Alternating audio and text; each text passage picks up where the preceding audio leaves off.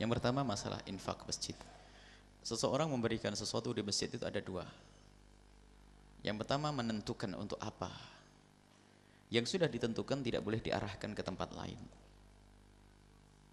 Misalnya saya menyumbang ini untuk pembangunan masjid, maka harus digunakan untuk pembangunan. Tapi yang mutlak, tidak terikat, itu namanya untuk maslahatnya masjid. Termasuk keropak itu adalah tidak ditentukan. Jadi saya nyumbang untuk keropak masjid tidak pernah ngomong. Kalau ngomong selagi yang mengurusi masjid tidak dengar, ini dianggap sebagai sesuatu yang sifatnya mutlak untuk kepentingan masjid. Untuk kepentingan masjid tapi tidak boleh dibagi ke tetangga, tidak boleh dipinjamkan ke tetangga, tidak boleh digunakan acara kecuali acara untuk kemakmuran masjid. Kemakmuran masjid itu adalah mungkin untuk menggaji tukang sapunya. Kalau memang ternyata khotibnya jauh harus ganti transportasi, uang bensinnya, itu wajar.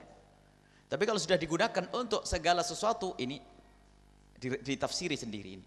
Jika sesuatu itu tidak ada hubungannya dengan masjid, maka tidak diperkenankan.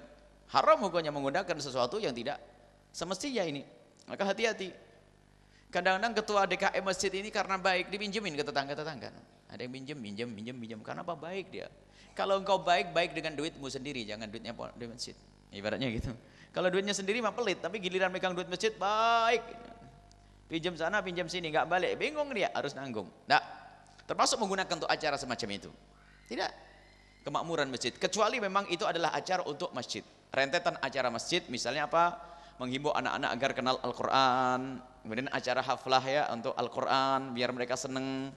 Khataman dan seterusnya. Itu bisa, karena itu ada urusannya dengan program yang ada di dalam masjid. Tapi kalau programnya, Isra Mi'rajnya adalah program luar masjid, diadakan di masjid lalu pakai duit masjid, sudah nggak benar lagi itu. Harus hati-hati. Segala yang sesuatu digunakan untuk masjid harus hati-hati. Dan kita tidak perlu urusan seperti itu foya-foya, besar-besaran.